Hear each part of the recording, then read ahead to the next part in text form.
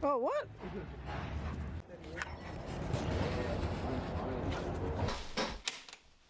Oops. Let's go, let's go, let's go, let's go, let's go, let's go, let's go, let's go.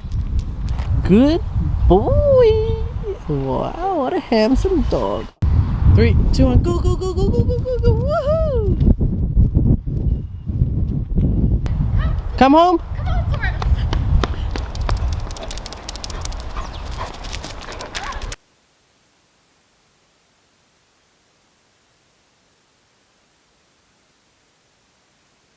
To number one. Hey, hey, good night, interesting. Happy. Hip. Hey! No, jumping, no jumping. Look. Hey.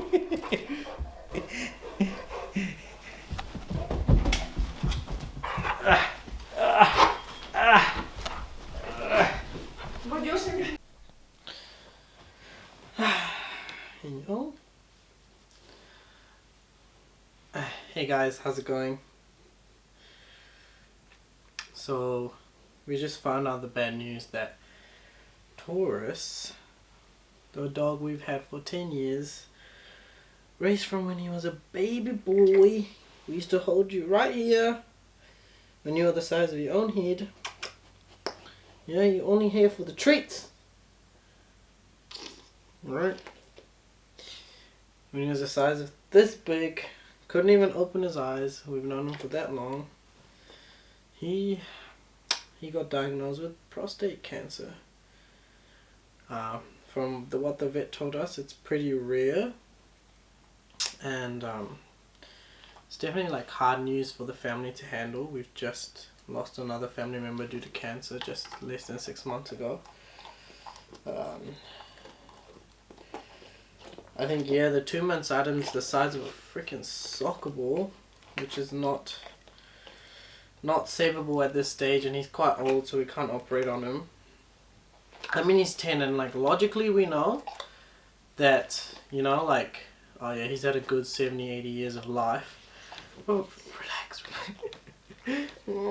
He never wants to be in this room, but we know that he's had a good 70, 80 years of life, but we're still quite sad, and I think following the loss of another really person that was dear to us in our family, it's a tough one for us to handle.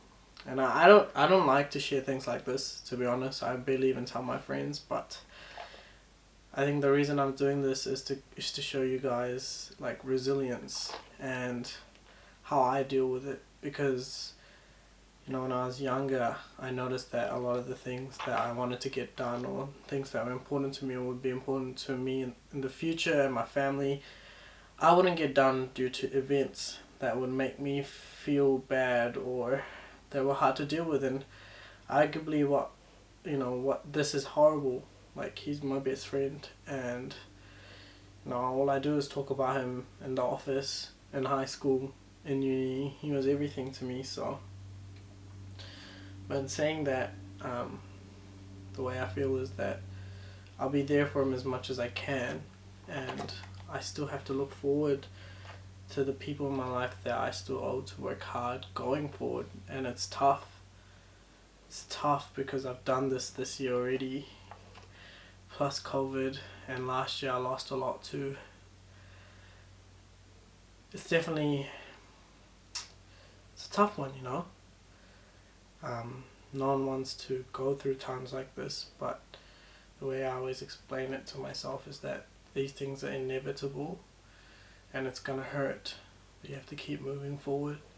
You have to keep going, not just for yourself, but for the others that held you up on their backs when in moments like this in their lives. And, you know, I like to think that my parents were immigrants. They brought us here when they had nothing, and they created a life for us, and there would have been moments like this for them too, and they had to keep going because they had mouths to feed. And maybe I don't have a mouth to feed per se, but I know that in the future, you know, everyone will have mouths to feed. You know, your parents get old, and think, you know, like, it's not something we want to talk about as a culture, but it's there, And I'm just the type of person, if I intuitively know it's going to happen, I've seen it. You know, I lost my grandmother to breast cancer at a young age when I was 18, and I had to face this too. I was a lot more emotional back then, you know, I was crying, and I still sat my exams. You know, just recently with the loss of another loved one, my auntie, I still had to go to work, you know. I was at work coding away, doing my job, and I just had tears welling up, and I'd just be in a corner, but I turned up. And I think in times like this, it's no one's asking you to keep sprinting, but you have to keep going. Oh my god, Taurus just farted. Mother. He just had his roll over, show them your tummy. He got his first haircut, so he just had an ultrasound, and that's how we found out what's really going on. He didn't really show any symptoms, and I know there's gonna be a lot of friends, family, and even viewers that see this, and I haven't really started the YouTube as of in the time of filming this. When he does go, I'll probably put all this up, but I'm still gonna start. I'm still gonna keep going, and I don't want to, and I just want to stay in Auckland and spend time with my puppy. But I don't have that luxury anymore. That's just the way I see it. I have too many people relying on me to get things done and keep the ball rolling. And I think the only way I can really support my family through this is by turning up and getting the things that I need to get done while being there for them, you know. So I think worst comes to worst, I'll go back to Auckland in a week, and then I'll be down there working, trying my best to focus. And the doctor said it could be overnight, it could be in a month, 2 months, or a year. Let's hope it's a year. I mean,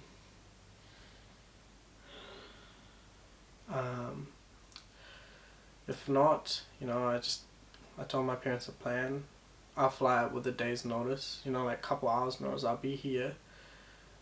It's tough, you know, like, oh, what the fuck, damn! I think I'm filming this to keep myself accountable to for the resilience. You know, I always say that I'm becoming more resilient, and I just know things like this are gonna keep coming. They're gonna keep getting worse. So yeah, sorry for the bit of a downer.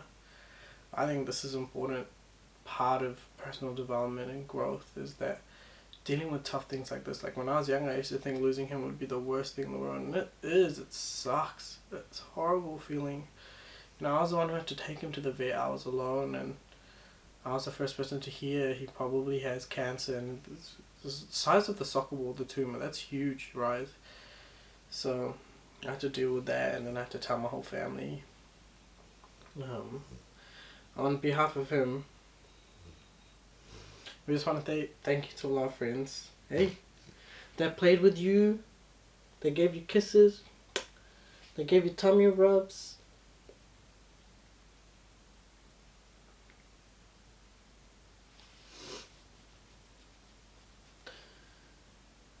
Yeah. Don't worry. I will be spoiling the shit out of him. I will be getting him everything he needs. He's in palliative care now, so I will be making sure he has the best toys. Yeah, you old man still want toys? He has the best food. I'll make sure he has the best everything that I can. And I'm fortunate enough to be in that position to do that for him. I wasn't in this position for other loved ones, but I am for you. You know, I have to think, like, for me, thinking forward, everything changes once he goes for my family, so I definitely have to up my game. I don't have that luxury of sitting here and crying and hoping things were different. I just don't. I don't choose that path, and that's my choice. And not everyone chooses this path. And I always say this path isn't easy. I struggle with it. I'm not an expert. I always say this. I'm sharing my experiences. I'm just like you guys. You know, I'm no different. The shit sucks. It's horrible.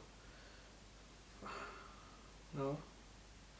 I like to go at a point with gratitude. I'm grateful I met him. I'm grateful he had the 10 years. He's been there through all the breakups, through all the crying, through all the uni stress, through me. Like, he taught me how to love properly. He taught me how to be a better person. He taught me patience. He helped mellow out sides of my personality. You know, that, thank God, my kids, future kids, if I ever have any, didn't have to deal with. So I'm forever grateful to this dude, this chubby, cute boy. Yeah, so like Kevin Hart says, we're just gonna gain another angel. And yeah, that's a wrap. Not on you yet. You're still gonna fight. You're still gonna make people happy. Yeah? Give me a kiss. Give me a kiss. Give me a kiss. Bye, Taurus. Whoa!